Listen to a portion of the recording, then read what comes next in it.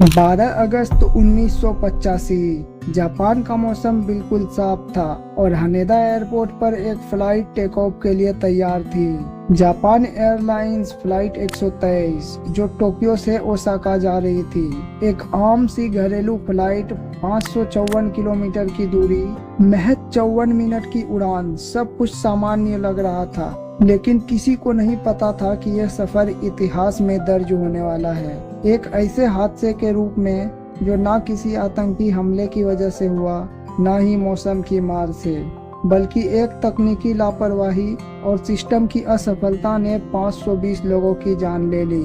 Boeing 747 SR-46 विमान 509 यात्रियों और 15 क्रू मेंबर के साथ रनवे से उड़ता है। कॉकपिट में मौजूद थे कैप्टन मसाशी टाकाहामा, एक सीनियर और अनुभवी पायलट जिन्होंने 12,000 घंटे से ज्यादा की उड़ानें भरी थी। उनके साथ थे फर्स्ट ऑफिसर और फ्लाइट इंजीनियर। तीनों को इस सामान्य सी उड़ान में कोई दिक्कत की उम्मीद नहीं थी, लेकिन उड़ान के सिर्फ 12 मिनट बाद जब विमान 24,000 फीट की ऊंचाई पर था, अचानक एक तेज धमाका होता है। केबिन का दबाव गिरने लगता है, यात्री चीखने चिल्लाने लगते हैं। प्लेन का पिछला हिस्सा पूरी तरह से क्षतिग्रस्त हो चुका था। धमाके के साथ ही विमान का हाइड्रोलिक सिस्टम पूरी तरह फेल हो जाता है। इसका मतलब ये था कि अब पायलटों के पास ना कंट्रोल है, ना ही दिशा। सिर्फ इंजन के थ्रस्ट से उन्हें प्लेन को किसी तरह संभालना था। कॉकपिट वॉइस रिकॉर्डर में कैप्टन की घबराई हुई आवाज दर्ज होती है। हमारी कंट्रोल सरफेस काम नहीं कर रही, क्या हम टोक्यो वापस जा सकते हैं? ATC यानी एयर ट्रैफिक कंट्रोल लगातार दिशा निर्देश देने की कोशिश कर रहा था, लेकिन विमान का व्यवहार अजीब हो चुका था। वो कभी अचानक ऊपर जाता, कभी अचानक नीचे गिरता। एक बेकाबू जिंदगी जैसा उड़ान शुरू हो चुका था और उस समय प्लेन में बैठे 509 यात्रियों में से किसी को यह अंदाजा नहीं था कि अब उनके पास ज्यादा वक्त नहीं बचा है। और इसी बीच प्लेन पहाड़ों की ओर मुड़ने लगता है और शुरू होता है वो 32 मिनट का खौफनाक सफर, जिसे आज भी एविएशन इंडस्ट्री में फाइनल फ्लाइट ऑफ 1, 2, 3 कहकर याद किया जाता है। अगर आप भी चाहते हैं कि ये सच्चाई ज्यादा लोगों तक पहुंचे, तो वीडियो को लाइक जरूर करें, क्योंकि कहानी आगे और भी खतरनाक मोड़ लेने वाली है। कॉकपिट में मौजूद तीनों पायलट अब किसी तरह विमान को बचाने की कोशिश कर रहे थे, लेकिन पूरा हाइड्रोलिक सिस्टम फेल हो चुका था। बोइंग 747 जैसा बड़ा एयरक्राफ्ट विमान बिना कंट्रोल सिस्टम के सिर्फ इंजन के जरिए उड़ रहा था, मानो बिना पैर के इंसान दौड़ने का कोशिश कर रहा हो। पायलट लेफ्ट इंजन को कम और राइट इंजन को ज्यादा थ्रस्ट देकर विमान को किसी तरह मोड़ने की कोशिश कर रहे थे, लेकिन फ्लाइट बार बार अपने कंट्रोल से बाहर जा रही थी। एयर ट्रैफिक कंट्रोल लगातार टोक्यो लौटने की अनुमति देता रहा, लेकिन पायलटों को यह भी नहीं पता था कि वो अब वापस लौट भी सकते हैं या नहीं। इस पूरे समय विमान जिग-जैग मूवमेंट कर रहा था और यात्री पीछे की तरफ गिरते उठते दिखाई दे रहे थे। कुछ यात्रियों ने चुपचाप अपनी सीटों पर बैठकर प्रार्थना करनी शुरू कर दी। कुछ ने अपने परिवारों को अलविदा लेटर लिखने के लिए नोट्स तैयार करने लगे। एक महिला ने अपने बेटे के लिए लिखा, अगर मैं ना लौटूं तो जान लो मैं तुमसे बहुत प्यार करती हूँ। यह नोट्स हादसे के बाद मलबे से बरामद हुआ। उड़ान के दौरान प्लेन बार बार नीचे गिरता और फिर ऊपर उठता। हर बार गिरते समय यात्रियों को लगता था कि यह आखिरी पल है, लेकिन विमान किसी तरह फिर से ऊपर उठ जाता था, लेकिन हर बार थोड़ा और नीचे, थोड़ा और असंतुलित। करीब 32 मिनट तक यह बेकाबू विमान जापान के पहाड़ी इलाकों में चक्कर काटता रहा। पायलटों ने आखिरी बार टोक्यो के कंट्रोल टावर से संपर्क किया और कहा, हम माउंट ओत्सुका के पास हैं, स्थिति बेहद गंभीर है। लेकिन इसके बाद कॉकपिट से सिर्फ टूटती आवाजें सुनाई दी। प्लेन अब माउंट टाकामागाहारा की ओर बढ़ चुका था और ये वही पहाड़ था जहां कुछ ही मिनट बाद दुनिया की सबसे भयानक नॉन टेरर एयर क्रैश होने वाला था। अब बची थी सिर्फ कुछ सांसें, कुछ दुआएं और कुछ दिलों में अधूरी कहानियां। 12 अगस्त 1985 की वो शाम जापान की पहाड़ियों में अचानक एक जोरदार धमाका हुआ।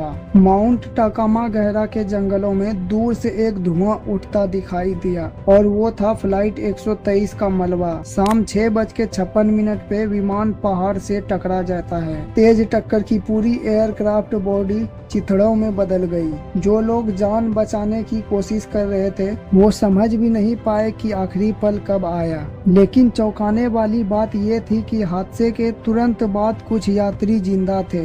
524 में से सिर्फ 4 लोग जिंदा पाए गए, वो भी गंभीर हालत में। इनमें 3 महिलाएं और एक 12 साल की बच्ची शामिल थी। लेकिन असली दर्द उस वक्त शुरू हुआ जब राहत और बचाव दल समय पर वहां नहीं पहुंच पाया। जापानी अधिकारियों को पहले ये समझने में ही 10 घंटे लग गए कि विमान कहां क्रैश हुआ है, और जब तक हेलीकॉप्टर और सैनिक पहुंचे तब तक जो लोग घायल जिंदा थे उनमें से कई दम तोड़ चुके थे। सवाल आज भी जापान की सरकार पर उठता है कि अगर रेस्क्यू टीम कुछ घंटे पहले पहुंचते तो क्या और कुछ लोग का जान बच सकते थे। जंगल में पड़े विमान के टुकड़ों के बीच यात्रियों के खत, घड़ियां, फोटो और चप्पलें बिखरी पड़ी थी।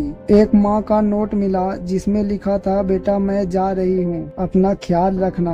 और ऐसे सैकड़ों निशानियां जो बताता है कि ये सिर्फ एक प्लेन क्रैश नहीं था, ये सैकड़ों परिवारों के सपनों का अंत था। हादसे के बाद जब जांच शुरू हुई तो एक डरावना सच सामने आया जिसने पूरी एविएशन इंडस्ट्री को हिला दिया। इस विमान की पिछली बॉडी 7 साल पहले एक हल्के हादसे में क्षतिग्रस्त हुई थी और उसे रिपेयर में एक बड़ी इंजीनियरिंग गलती हुई थी। बोइंग कंपनी के इंजीनियरों ने जब उसे ठीक किया तो उसमें इस्तेमाल किए जाने वाले मेटल प्लेट्स ठीक से नहीं जोड़े थे। उसी कमजोरी ने इस फ्लाइट को मौत का कारण बना दिया। जिन्होंने इसे मरम्मत किया उसने सोचा कि शायद इससे काम चल जाएगा, लेकिन उस एक गलती ने 520 जान ले ली। एक ऐसा हादसा जो शायद रुक सकता था अगर एक इंसान ने अपना काम जिम्मेदारी से किया होता। क्रैश के बाद जापानी जनता गुस्से और शोक में डूबी थी। 520 लोगों की जान जाने के बाद सवाल सिर्फ इतना नहीं था कि हादसा क्यों हुआ, सवाल ये था कि क्या ये हादसा रोका जा सकता था। जांच शुरू हुआ, हर जगह देखा गया